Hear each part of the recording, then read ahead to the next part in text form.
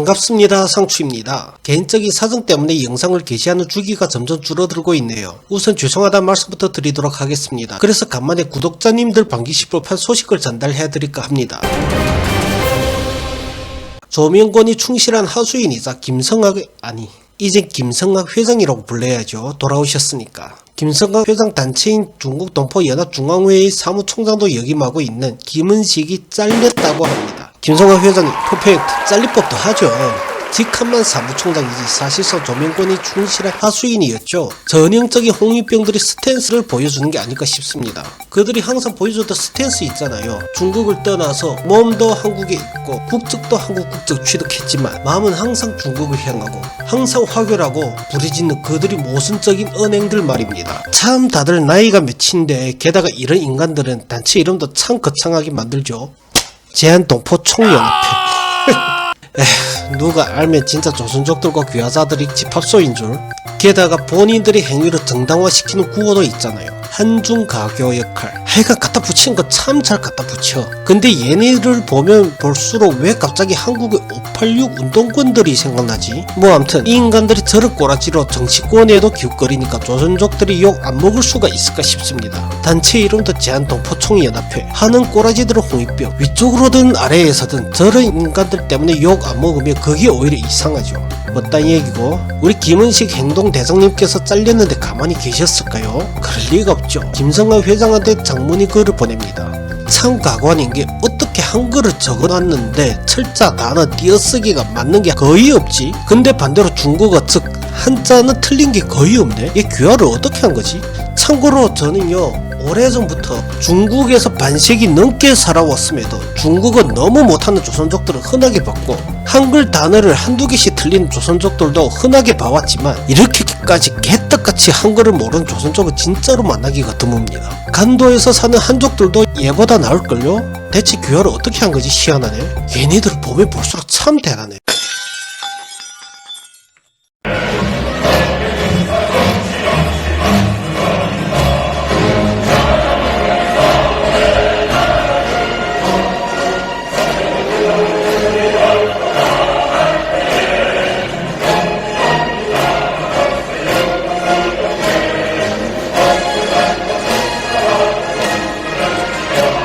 지금 보여드린 공연은 2019년 KBS 홀에서 이루어진 공연입니다.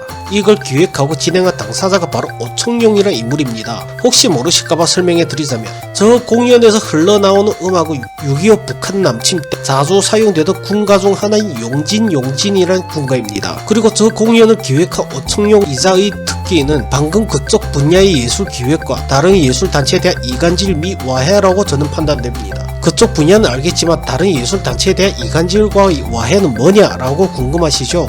가장 최근에 오청용의 농단으로 와해된 예술단은 글로벌 가족지원연합회 회장이신 하주현 회장님께서 보유하고 계신 예술단입니다. 그중 일부 회원들은 조명권 김은식한테 상납했던 사례가 있습니다. 본인은 국고 아니라고 하 회장님한테 하소연하시는데 부인할 걸 부인해야지. 누가 봐도 뻔한 걸 부인해봤자 먹히냐고 참. 대체 사람을 얼마나 바보등시같이 봐야? 에휴. 뭐 아무튼 저는 용진 저 공연이 잘못된 건 분명하지만 솔직히 저걸 승인해준 KBS도 이해가 안됩니다. KBS는 공영방송 아닌가요? 나라의 세금으로 운영하는 방송사에서 저딴 걸 승인하고 좀 파릇하게 한다? 전 진짜 매번 이런 걸 볼 때마다 너무나도 갑갑합니다. 대체 대한민국 방송사는 어떤 개념으로 이해를 해야 하나 싶습니다. 국민들이 알 권리라는 핑계로 하나같이 TV에서 전파를 타는 건 친중성향 혹은 홍위병들이고 조금만 관심을 기울이면 쉽게 만날 수 있는 친한 조선작들은 그림자도 안 보이고 뭐 선택적 국민들이 알 권리인가? 많은 한국인들이 친한 조선족도 없다고 어디 있냐고 안 보인다고 하시는데 최근에 생겼던 썰을 풀자면 코로나 1차 지원금 10만원이었던가요?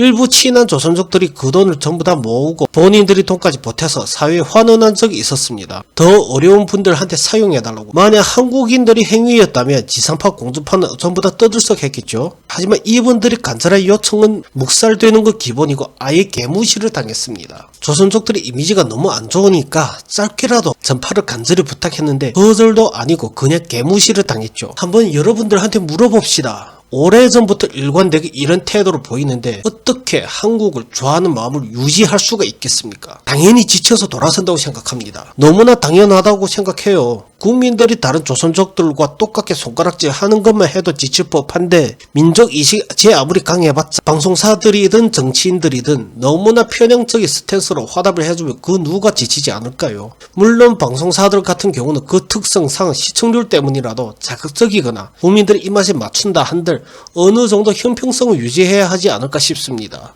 저는 개인적인 썰을 풀자면 저한테 자문을 구하시는 기사님들도 몇 분 계십니다. 밤늦게 문의 오더라도 확인하면 답변을 해드립니다. 근데 한 번은 모함당하고 사기를 당하고 거의 풍비박산이 나기 직전인 당사자의 하소연을 실어줄 수 없냐고 물어본 적이 있었습니다. 제가 부탁을 5분인가 6분한테 드렸었는데 한 분 제외하고 답장조차 없이 완전히 무시를 당했습니다. 이 부분을 말씀드릴 이유는 하나입니다. 과거 조선족들이 불체자 신분으로 입국했을 적부터 현재까지 방송사 매체들 비롯한 각계 각층의 기득권들의 스탠스가 항상 이래왔다는 겁니다. 조선족들의 피해는 존재합니다. 하지만 홍위병들과 끊임없이 싸우고 있는 조선족들도 항상 존재합니다. 하지만 그 숫자가 적은 것, 이런 모순이 존재한다는 걸 알아주셔야 합니다. 분명히 말씀드리지만 일선에서 이들과 대립 중인 조선족들이 무너지면 그 다음 순서는 한국인분들이 직접 겪어야 한다는 겁니다. 지금은 아마 다들 체감을 못하셔서 아주 가짜나 보일 수도 있습니다. 직접 겪게 되는 그날에는